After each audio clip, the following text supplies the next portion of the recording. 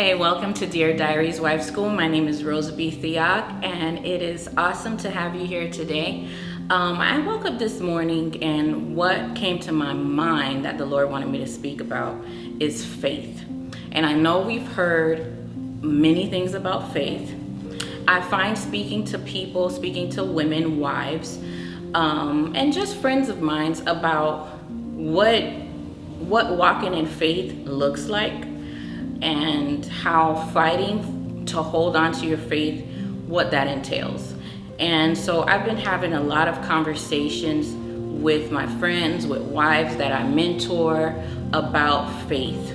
And so there's different definitions of faith, right? And we need to know what that means, what faith is about.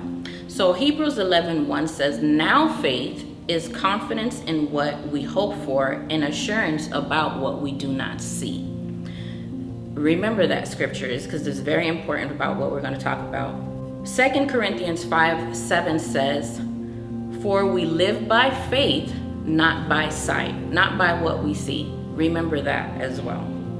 And then Hebrews 11:6 says, "And without faith, it is impossible to please God, because anyone who comes to him must believe that he exists and that he rewards those who earnestly seek." So we're going to talk about faith in regards to relationship. And you can use this for all parts of your life, but also we're going to talk about relationship. We're not going, and you can also use this with all relationships, but we're going to talk about with your spouse, or if you're believing God for a spouse, if God has already shown you who your spouse is and he's working some things out, what faith looks like in that area. So when God gives you a promise, by faith, you have to believe in what God has said to you, what God promised you. In this walk, that means God's promise, you can consider that to be an anchor in your story. And I want you to visualize it as an anchor, because you're going to be on a journey. You're going to be on a ship. You're on a ship on this journey, and the anchor that you have put down on the promise, or the anchor that is the promise that God has given you, is what you have to hold on to for dear life. And I say it for dear life. The reason why I say you got to hold on to that anchor, to that promise for dear life, is because lots of things are going to come to test your faith in the promise that God has given you. So, and it comes in different ways. Lately, I have been experiencing this, what I would call a spiritual attack. I have been experiencing it through dreams. And I woke up from a dream, and immediately I was upset about the dream, but immediately God, who I have a relationship with, he came to me and said, "Do not believe the dream. Do not take that." He said, "You have won." So that taught me, and your experiences with God will teach you that, okay, so the enemy will project things and thoughts to you in your dreams to get you to agree with it when you wake up. And God did not want me to agree with the bad dream. So he said, "Do not agree with it." So then you have a promise. Let's say God told you that he wants you to work things out in your marriage.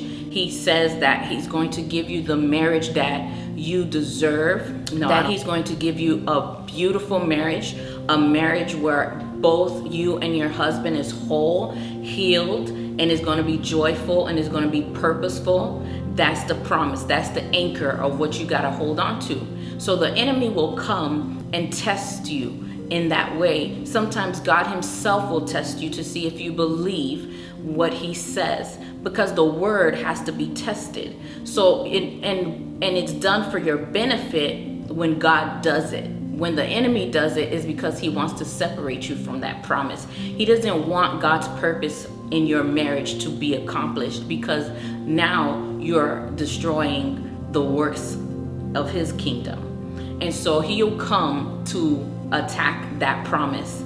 He'll come, and he'll come in different ways. You might wake up in the morning feeling like you're on the wrong side of the bed, so you're emotional, you have attitude. So he'll use you to buffer at your husband.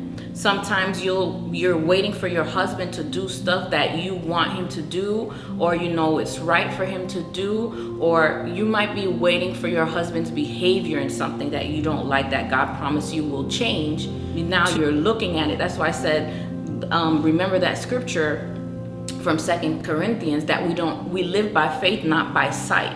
So what that looks like, and what I'm trying to say is, when God gives you a promise, most time we put our own time frame on when God is supposed to deliver. But what you don't realize is that the moment God spoke it, you should already in your mind consider it done, right? But it has to process, it has to become the promise. So I'll give you an example. When you plant a mango tree, you plant the seed. Tomorrow, you don't expect for mangoes to be ready and available to you from that seed. You give it a year to grow. No, I'm sorry. You give it more time to grow in order for it to bear fruit. Well, it's the same thing sometimes with God. Now, so God can sometimes use his sovereign power and authority and to make something change instantly overnight. But most times, because he's working in a dimensional way, he's working patience through you as well. He's working love through you. He's also, as he's working that promise that he promised you.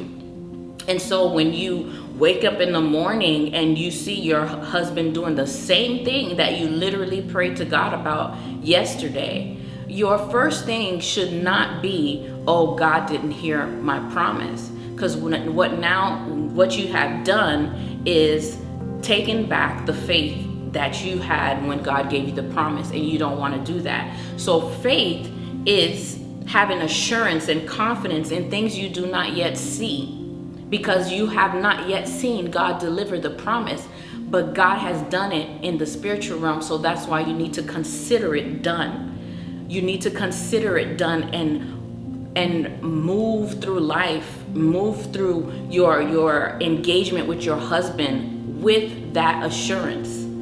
So that's how you also demonstrate faith, is that once you heard God said it, you consider it done. So you don't look at your husband the same way. You're supposed to honor him anyway. But the fact that God gave you a promise, that is your anchor. So that anchor is what's going to hold you steady no matter what you see your husband's doing, no matter what situation you're going through, no matter if you see that he's still rejecting your love, rejecting,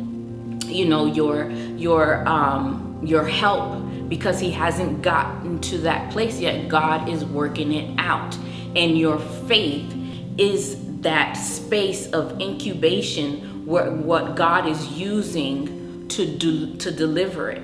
And the reason why faith is so important, you saw Jesus in the scriptures. Sometimes he didn't heal in a certain village, not because he didn't have the power, but because they didn't have the faith that was required. So you can also see faith as a currency that is needed to be exchanged in the spiritual realm. So when God says, believe me, have faith, that scripture says it's impossible to please God without faith. But know this, that it is possible to please God with faith. So that is the other side. So I just want to encourage you, believe God, have faith. You have to hold on to his word like an anchor. You might wake up in the morning feeling discouraged, depressed, or you don't want to fight for it anymore. You have to remember the promise. That is your anchor. When you feel like the world is tossing you and your spouse to and fro, you have to use your anchor of faith, which is the promise. Believe in the promise. I want to leave you with this. Let God's love and God's purpose lead your story. Again, this is Dear Diaries Wife School. My name is Roserbie Theoc. Until next time.